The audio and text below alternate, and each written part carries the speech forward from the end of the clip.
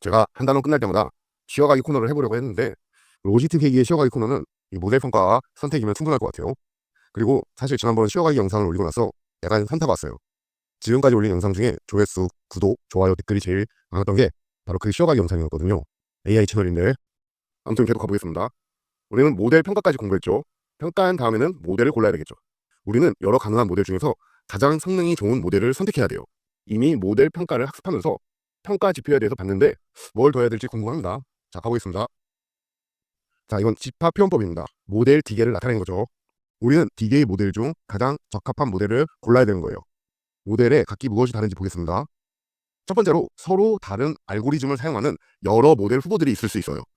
우리가 지금까지 선형회귀와 로지스틱 회귀라는 두 가지 알고리즘만 배웠기 때문에 왜 굳이 여러 알고리즘을 써서 비교해야 되지? 하고 생각하실 수도 있어요. 그리고 집값 예측, 암 진단 관련 예시는 데이터도 좀 단순했던 것 같아요. 하지만 현실의 데이터는 훨씬 더 복잡하고 변수도 많습니다. 이 많은 데이터를 보고 어떤 알고리즘이 잘 맞을지 처음부터 판단하기는 어렵죠. 자, 분류 문제를 해결한다고 해볼게요. 같은 분류 문제라도 로지스틱 회귀, SVM, 랜덤 포레스트, 심지어는 딥러닝을 사용할 수도 있어요. 예를 들어 변수들 간에 복잡한 비선형 관계가 있으면 복잡한 모델이 더 잘 작동할 수 있어요. 그런데 데이터가 이상치에 너무 민감하게 반응한다면 단순한 모델이 더 잘 작동할 수 있고요. 어떤 알고리즘은 해석이 쉽고 빠르지만 정확도가 낮고요. 반대로 신경망 같은 경우는 정확도가 높지만 계산 비용이나 해석에 어려움이 있을 수 있습니다. 그래서 여러 알고리즘을 적용하고 그 결과를 비교하면서 성능뿐만 아니라 속도, 해석 가능성 같은 트레이드오프를 함께 고려해 최적의 모델을 선택해야 됩니다. 두 번째로, 피처가 다른 여러 모델이 있을 수 있죠. 같은 알고리즘이라도 어떠한 피처를 쓰느냐에 따라 전혀 다른 모델이 됩니다. 예를 들어 집값을 예측할 때 면접, 충수, 연식을 사용할 수도 있고요. 여기에 피처를 추가할 수도 있죠. 교통편, 학군, 일조량 같은 거요. 사실 집값 모델은 단순하기 때문에 비즈니스 요구사항이 명확할 거예요. 하지만 우리가 집값 예측만 하는 게 아니잖아요. 현실 많은 모델에서는 데이터 수도 많고 수십 수백 개의 피처가 있는 경우도 많기 때문에 어떤 조합이 좋은지 사람이 일일이 판단하기 어렵습니다. 많은 피처 중에서 어떤 특성은 예측에 큰 영향을 주지만 어떤 특성은 오히려 자본을 유발해서 모델 성능을 떨어뜨릴 수도 있어요. 그래서 다양한 특성 조합을 실험하면서 모델을 만들고 어떤 조합이 가장 성능을 내는지 비교하게 됩니다. 이 과정은 우리가 특성 선택이라고 따로 부르기도 하죠. 마지막으로 하이퍼 파라미터를 달리해서 모델에 적용해 봐야 됩니다. 하이퍼 파라미터는 모델이 학습되기 전에 사용자가 직접 설정해야 하는 값들입니다. 학습률, 정교화 개수 등을 우리가 공부했었죠. 인공신경망에서는 은미칭 개수도 하이퍼 파라미터예요. 같은 알고리즘, 같은 피처를 사용해도 하이퍼 파라미터를 어떻게 설정하느냐에 따라 결과가 달라질 수 있습니다. 그래서 다양한 하이퍼 파라미터 조합을 실험하면서 가장 성능이 좋은 조합을 찾아야 됩니다. 이걸 뭐라 그래요? 하이퍼 파라미터 튜닝이라고 하죠. 튜닝.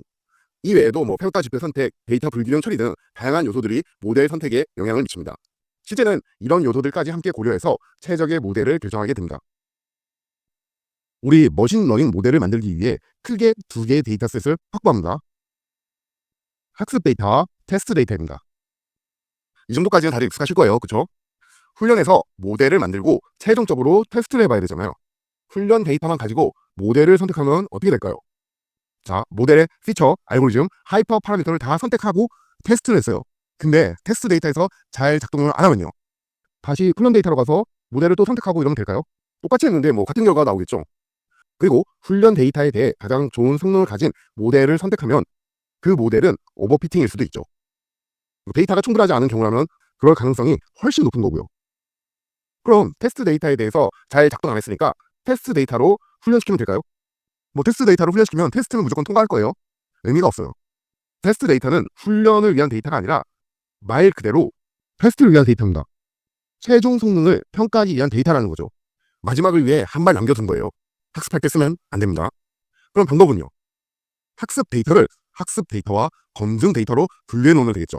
이 방법을 보겠습니다. 전체 훈련 데이터를 8대2, 7대3 등의 비율로 나눕니다. 80%는 훈련에, 20%는 검증에 쓴다는 의미겠죠. 데이터가 충분치 않을 때는 6대4로 설정할 수도 있고요. 많을 때는 9대1로 설정할 수도 있는 겁니다. 비율에 정답은 없습니다.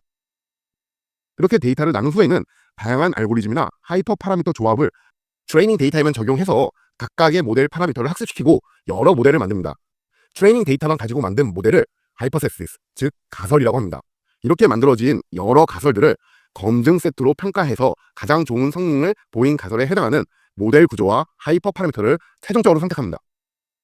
최종 모델을 선택했다는 의미는 피처, 알고리즘, 하이퍼 파라미터를 다 선택했다는 거예요. 선택된 피처, 알고리즘, 하이퍼 파라미터로 전체 트레이닝 데이터에 대해 다시 학습을 시킬 수 있습니다. 결과적으로 모델 파라미터를 더 많은 데이터에 대해 다시 구하는 작업이라고 보시면 돼요. 자, 이 방법을 홀다운 메소드라고 하는데 컴퓨팅 비용도 효율적이고 밸리데이션 셋에 맞춰서 모델을 선택할 수 있는 장점이 있습니다. 그런데 문제점도 있어요. 이 검증 셋에 맞춰서 모델을 선택하니까 만약 이 검증 데이터 셋이 편향돼 있다면요. 편향된 검증 데이터에만 우연히 잘 맞는 모델이 선택될 위험이 있습니다.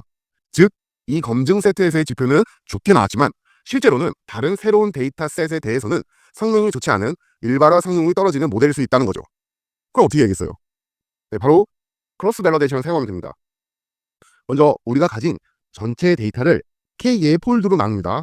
6개 폴드라면 데이터를 6등분하겠죠. 그런 다음 하나의 폴드를 검증용 데이터로 사용하고요. 나머지 K-1개, 여기서는 5개를 모델을 학습시키는 데 사용합니다.